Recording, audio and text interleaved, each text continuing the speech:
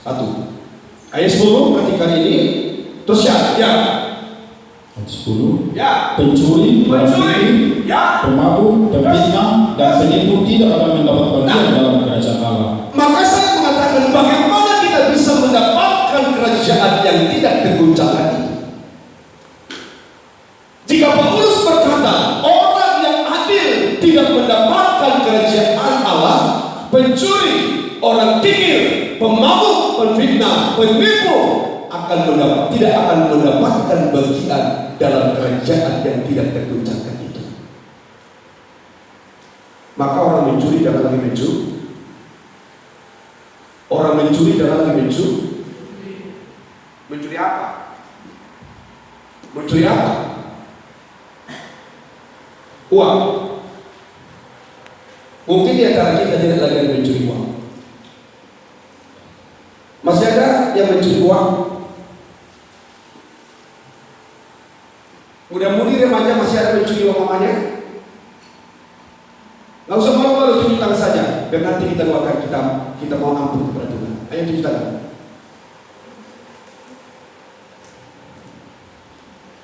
Ada mudah-mudi yang masih mau mencuri uang orang tua? Ini di hadapan Tuhan kita ini ya terbuka saja.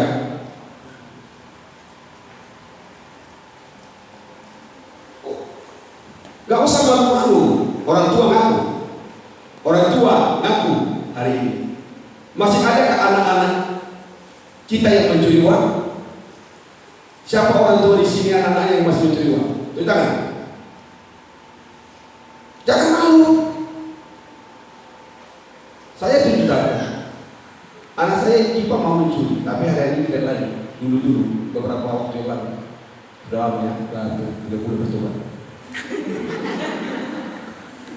Nah ini udah puasa. Bisa ditanya kenapa Pak puasa itu Pak? Aku mau bertobat Pak. Puji Tuhan.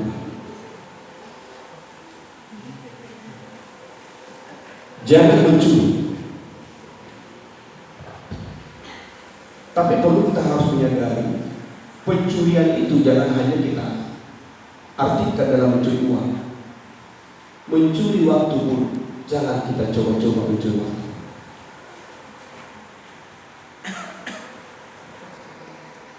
Bagaimana ini? Udah mulai semua kena. Mencuri waktu. Waktu untuk Tuhan. Kita curi untuk diri kita sendiri. Pasti semua berkata aku pencuri. Siapa pencuri?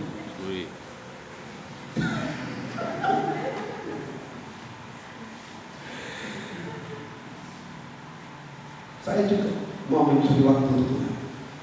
Saya sudah tentukan. Kalau saya jam 11 pagi, waktu saya untuk Tuhan. Nanti 4 sore, waktu saya untuk Tuhan. Nanti malam juga.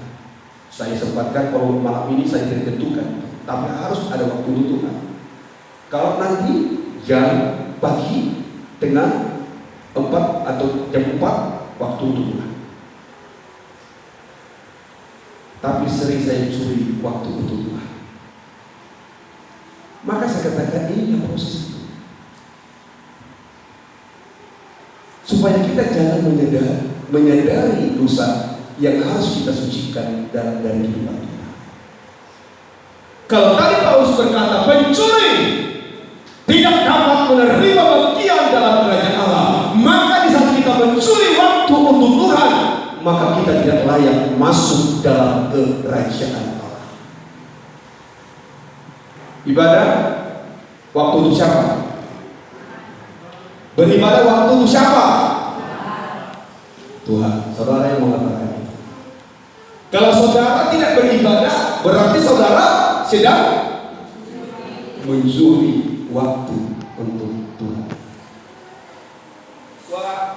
Luar biasa. Nah, sekarang kita harus sucikan itu. Itulah yang tadi saya katakan. Untuk mendapatkan kerajaan Allah yang tidak tergoncangkan itu adalah proses yang harus kita lakukan dalam di hadapan Tuhan. Pertama-tama proses pencucian namanya. Selalu kita harus di hari mampu kita tepat pada waktu kita.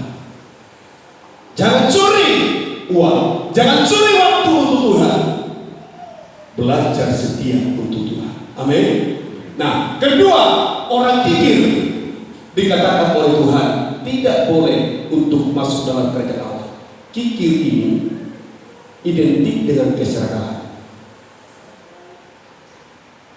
Orang kikir itu serakah, ingin menerima banyak tapi memberi mau sendiri. Itu kikir. Tuhan tidak mau memberikan kerajaan Allah yang tidak terguncangkan itu dalam kehidupannya. Ya, pemabuk ini saya tidak bisa menerjemahkan pemabukan apa, minum alkohol, tapi saya lebih di sana, bukan mabuk duniawi, supaya jangan salah tafsir. Penfitnah, jangan coba berfitnah-fitnah. Apalagi menfitnah seorang hamba Tuhan. Ya, jangan fitnah, sebab roh fitnah ini adalah roh antikristus.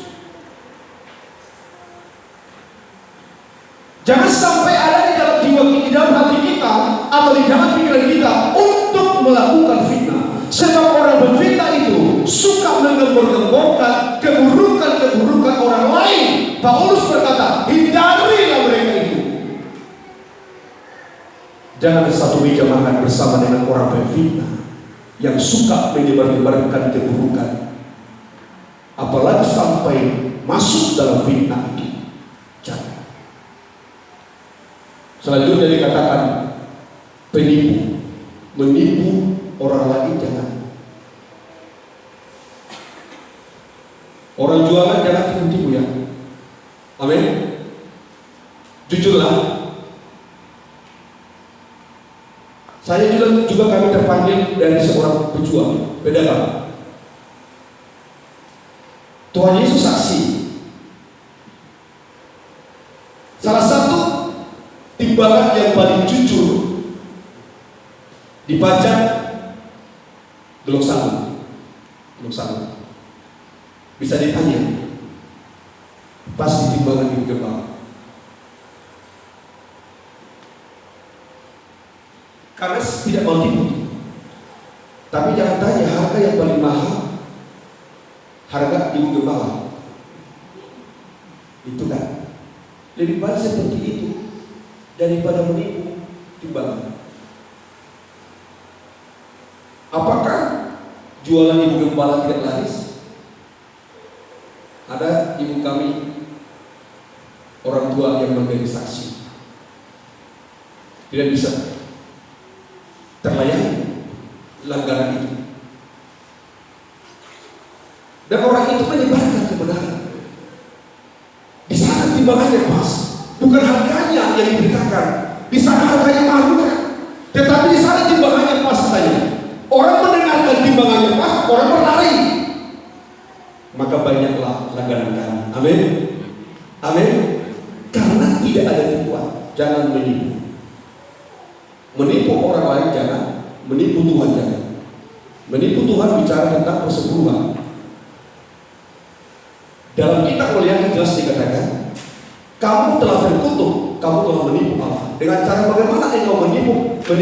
Bagaimana cara bagaimana kamu menipu engkau? Tuhan berkata, dengan engkau tidak mengembalikan persepuluhan. Menipu Allah, terkutuk, tidak mendapatkan kerajaan yang tidak terguncangkan. Itulah proses penyucian. Untuk mendapatkan kerajaan itu, kita harus masuk dalam proses itu. Kedua, saya ingin masukkan kepada proses yang kedua, namanya proses penderitaan. Untuk mendapatkan kerajaan yang tidak terguncangkan, jangan kita menganggap tidak ada sengsara, tidak ada penderitaan, tetapi salah untuk menerima kerajaan yang tidak terguncangkan. terguncangkan. Harus kita alami sengsara, alami penderitaan. Amin. Amin. Kisah Rasul pasal yang ke-14 ayat yang ke-22. Perhatikan, dalam Kisah Rasul pasal 14 ayat yang ke-22, apa yang dikatakan firman Tuhan untuk mendapatkan kerajaan Allah, kerajaan yang tidak terguncangkan itu. Ya, teruskan. Ya. Di tempat itu mereka menguatkan hati murid-murid itu dan menasihati mereka supaya mereka berteguh dalam iman. Teruskan. Ya. Dan mengatakan bahwa untuk masuk ke dalam kerajaan Allah, untuk masuk di dalam kerajaan Allah, untuk menerima kerajaan Allah, untuk masuk dalam kerajaan Allah, apa yang dikatakan? Teruskan. Ya. kita harus mengalami banyak sengsara. Kita harus banyak mengalami sengsara. Puji Tuhan. Siapa yang mau mengalami sengsara oleh karena kerajaan Allah? Kerajaan Allah itu bukan mudah kita peroleh dalam kehidupan kita. Tetapi kita harus menyadari satu yang dikasih oleh Allah, oleh Tuhan, bahwa untuk mendapatkan kerajaan Allah itu kita harus butuh perjuangan yang sangat begitu luar biasa, terutama soal masalah sengsara penderitaan ini. Banyak orang mundur dari iman oleh karena sengsara. Maka di dalam pernyataan rasul-rasul bertekun di dalam iman karena dia tahu ada sengsara untuk iman. Jadi jangan kita berkata kalau kita mengikuti Tuhan harus maunya enak-enak. Jangan kita tertipu oleh doktrin gereja yang makmur sekali. Iri Tuhan tidak ada sengsara. Iri Tuhan tidak ada sayap salah. Tetapi untuk mendapatkan kerajaan Allah harus mau hidup dalam sengsara. Namanya sengsara tanpa dosa. Sengsara tanpa dosa. Itu namanya berobekan daging.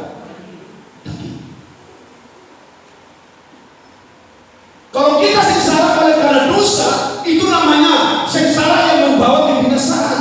Tetapi kalau kita sengsara tanpa dosa, sengsara oleh karena iman, sengsara oleh karena bukan oleh karena perbuatan dosa kita, itu namanya berobekan daging.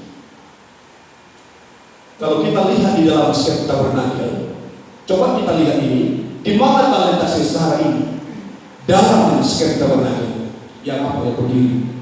Sengsara tanpa dosa itu namanya pintu tirai. Di saat kita mampu sengsara tanpa dosa ini, maka pintu tirai ini akan terobek untuk menerima tahta kerajaan Allah. Bukankah Yesus tergantung di kayu salib? Di saat dia tergantung di kayu salib, maka terobeklah tirai itu kata firman Allah, maka nampaklah kerajaan Allah. Sengsara tanpa dosa inilah yang menghantar kita menerima kerajaan yang tidak terguncangkan itu. Amin. Maka kelebihan pengajaran tabernakel ini selalu mendidik gereja Tuhan, mendidik sidang jemaat Tuhan, bagaimana dapat sengsara oleh karena Tuhan. Dihina, berlian, dicaci maki, amin. Contohnya, kalau ada sesuatu hal yang mungkin menyakitkan hati kita, katakan kepada Tuhan begini, saya terima engkau memfitnah aku. Aku terima engkau berbuat seperti itu kepada saya. Tetapi semua itu oleh karena Tuhan. Amin. Amin. Amin. Loh, dalam sini kita menyadari. Kalau Tuhan mengatakan siapa yang mau menerima kerajaan Allah, maka dia harus banyak menerima sengsara. Tetapi kesengsaraan yang dimaksudkan oleh kebenaran firman Allah, kesengsaraan tanpa dosa, jangan oleh karena dosa kita mengalami penderitaan, kita mengalami kesengsaraan, tetapi benar-benar kita menderita oleh karena Tuhan, oleh karena kerajaan Allah itu. Pintu tirai ini harus kita jalani dalam kehidupan kita. Puji Tuhan. Kesengsaraan tanpa dosa itu telah menjadi bagian saya, saudara, untuk kita memperoleh kerajaan yang tidak tergoncangkan. Puji Tuhan. Amin.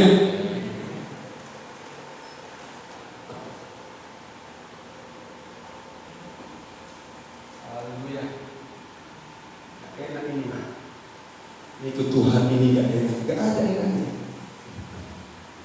Apa pujian tadi mengatakan? Apa namanya pujian tadi?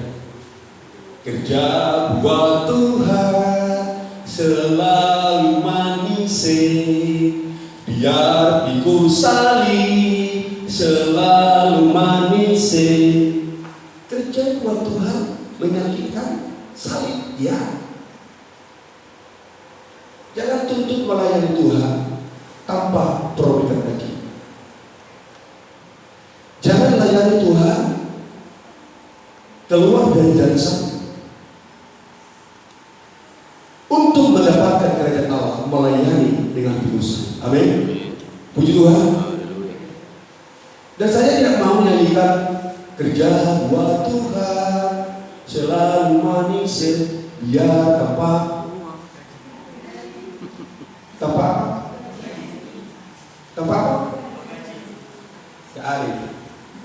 ganti.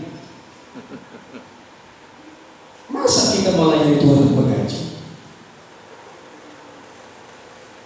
Paulus berkata, aku telah mengakhiri pertandinganku, upahku sudah tersedia. Amin. Jangan upah-upah yang mau habis itu. Kita melayani Tuhan karena upah yang habis hanya seketika itu. Tapi kita lupa ada upah yang kita, kerajaan yang tidak tergoncangkan itu. Mulai hari ini jangan bernyanyilah kerja buat Tuhan tanpa gaji. Semua kita ada upah. Amin. Amin ya. Saya juga ada upah. Ngapain saya layani ini mati-matian kalau tidak ada upah? Saya di surga ada upah. Waduh, ada upah kan? Puji Tuhan. Saya juga yakin itulah makanya Pak Nubari sungguh-sungguh dari Tuhan, karena dia tahu ada upah. Semua ada upah dalam melayani Tuhan. Amin. Sengsara akan mendapatkan kita kerajaan Allah yang tidak tergoncangkan. Kerajaan ini dimulai dari 10 tahun. Mengapa saya katakan, mengapa dikatakan pengajaran ini kerajaan 10 tahun? Karena ukuran ruang maha suci ini, ukuran sekuasa semua, itu menggambarkan kerajaan 10 tahun. Ya. Nah, jadi maka saya katakan, apa itu kerajaan Allah? Sebenarnya kerajaan Allah itu ini semua. Tadi penyucian kita peroleh dari berbasuh. Kesengsaraan kita peroleh lewat perolehan kita. Dalam Ibrani dikatakan di dalam sana, orang yang telah menerima kerajaan Allah itu hendaklah ia beribadah sesuai dengan kehendak Tuhan, Roh Suci. Jadi semua bicara tentang setiap tabernakel itu bicara tentang kerajaan Allah. Kalau kita rindu menerima kerajaan yang tidak tergoncangkan itu, mari kita harus belajar tabernakel. Amin. Kita coba lihat. Tadi saya katakan, siapa yang mau menerima kerajaan yang tergoncangkan, dia harus banyak mengalami sengsara hidup di dunia. Siapa yang mau menerima kerajaan Allah, dia harus hidup dalam keadilan. Jangan ada pencurian, penipuan, fitnah segala macam. Itu bicara penyucian. Dicucikan oleh darah Yesus, dicucikan dengan baptisan air, dibasuh sampai penyucian. Coba kita lihat Yohanes. Dalam Yohanes pasal 3 ayat 5 menunjukkan tabernakel itu bicara tentang kerajaan Allah. Yuk, jawab Yesus, aku berkata Ya, baca aja langsung begitu Pak. Bercepat kita ya. Jawab Yesus, ya, jawab Yesus. Ya, Aku berkata kepadamu, aku berkata kepadamu, terus ya, sesungguhnya jika seorang tidak dilahirkan dari air dan roh, jika seorang tidak dilahirkan dari air dan roh, terus kan? ya, dia tidak dapat masuk ke dalam kerajaan Dia Allah. tidak boleh masuk di dalam kerajaan yang tidak tergoncangkan, kerajaan Allah. Siapa yang lagi? Coba lihat ini. Apa yang dimaksudkan air dan roh? Lahir dari air dan roh. Pintu kemah lahir dari roh. Bejana perpesuhan lahir dari air. Maka bicara tentang hidup dalam kerajaan yang tidak tergoncangkan, belajar tentang tabernakel. Maka kita tidak tahu bagaimana kita menerima kerajaan yang tidak tergoncangkan, menerima kerajaan Allah tanpa kita pahami dengan sungguh-sungguh apa itu tabernakel ini, apa itu kemah suci, apa ini kemah Allah ini. Sebab memang di surga ini ada bait yang tidak tergoncangkan, itu kerajaan Allah ini telah diturunkan oleh Tuhan menjadi gaya hidup orang-orang yang menerima kerajaan yang tidak tergoncangkan itu. Jadi semua di dalam tabernakel itu saudara yang dikasih.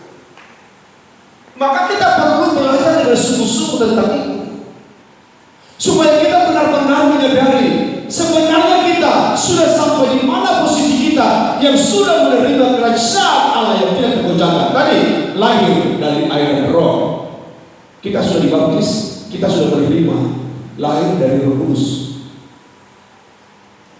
Dalam Ibrani katakan, orang yang telah menerima kerajaan yang tidak tergoncangkan, marilah kita beribadah menurut kehendak Allah.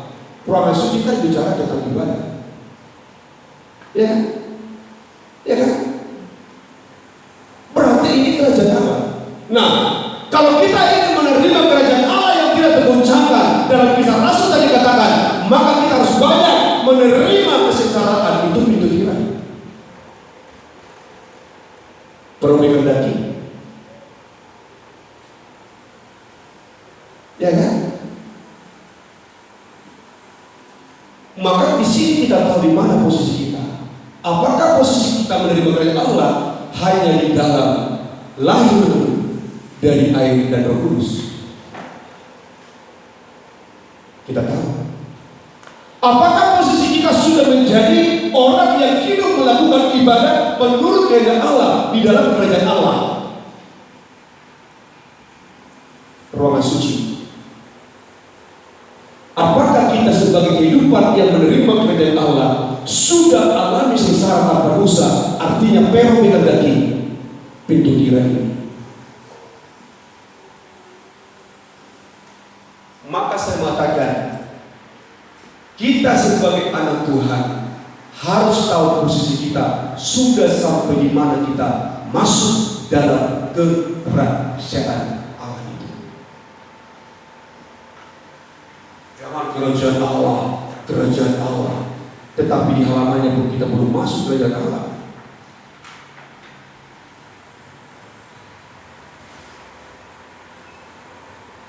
Jadi kita harus tahu posisi benar. Kalau firman tadi mengatakan kita orang yang telah menerima kerajaan yang tidak tergoncangkan itu, tetapi kita harus tahu udah sampai di mana posisi kita menerima kerajaan itu. Apakah hanya di sini percaya, pintu gerbang percaya pada Tuhan Yesus, tetapi untuk menjadi sempurna, masuk kepada perubahan yang sesungguhnya, kita harus jalani lahir dari air dan roh, hidup di dalam penyucian. Ini kan penyucian ini, pembayaran segala dosa perbuatan kita dengan perdamaian oleh korban Kristus. Di sini kan Yesus yang menjadi korban untuk penghapusan dosa kita, supaya kita suci. Dari mana? Ketidakadilan. Dari mana? Pencurian, penipuan, dan fitnah, dan juga yang lain tadi disucikan dengan darah Yesus. Setelah kita disucikan, maka kita dilahirkan dari air, lahir dari roh, pintu kemah. Setelah kita lahir dari air, lahir dari roh, kita layak beribadah pada Tuhan. Ibrani tadi, mari kita beribadah menurut kehendak Allah. Kalau kita sudah beribadah dengan baik, dengan sungguh-sungguh di hadapan Allah, maka kita dibawa kembali masuk di dalam perobekan daging. Itu sengsara tanpa dosa bagi yang menghadapi sengsara. Firman Tuhan mengatakan, orang yang beribadah kepadaku adalah orang yang mau memikul salib. Mengerti kan? Bisa paham kan? Jadi belajar tabernakel, belajar tentang kerajaan Allah. Kalau kita dalam ini semua, kita pasti tahu di mana kita hidup sebagai orang Kristen. Maka firman Allah berkata, mari orang yang menerima kerajaan yang tidak tergoncangkan mengucap syukur kepada Allah, beribadahlah kepada Allah. Hiduplah dalam kesucian, maulah menderita oleh karena kerajaan itu. Puji Tuhan. Untuk mendapatkan satu tahta kerajaan duniawi, berapa duit yang harus dikeluarkan Jokowi bersama dengan partai-partainya? Coba, kalau tidak ada uang minimal 50 M, jangan mencalonkan diri menjadi presiden. Bayar harga lo untuk mendapatkan kerajaan itu. Maka saya mengatakan kepada kita hari ini, belajarlah hidup dalam perjuangan supaya kerajaan Allah itu tetap kita dapat, kita terima, kita peroleh dalam kehidupan kita. Amin. Kita tadi sudah mendengarkan firman Tuhan. Bagaimana kita harus mendapatkan itu? Jangan tolak sengsara. Sekarang kan ada muncul teologi, namanya teologi kemakmuran. Loh, tahu teologi kemakmuran? Tahu teologi kemakmuran? Kalau mengikut Tuhan harus diberkati. Orang yang tidak diberkati, pengikutannya kepada Tuhan tidak benar. Semua dikubur dengan berkat jasmani. Itu bukan bicara soal kerajaan yang tidak terguncangkan. Berkat jasmani itu sesuatu yang terguncangkan. Amin. Tapi kebenaran, damai sejahtera dari Tuhan, sukacita dari Roh Kudus, itu sesuatu yang tidak bisa terguncangkan. Kita harus belajar itu, berdoa kepada Tuhan. Kita mohon kepada Tuhan, Tuhan, Engkau tolong aku Tuhan. Selama ini aku hanya memikirkan kerajaan yang mau binasa, tapi hari ini aku mau berfokus kepada kerajaan yang tidak tergoncangkan.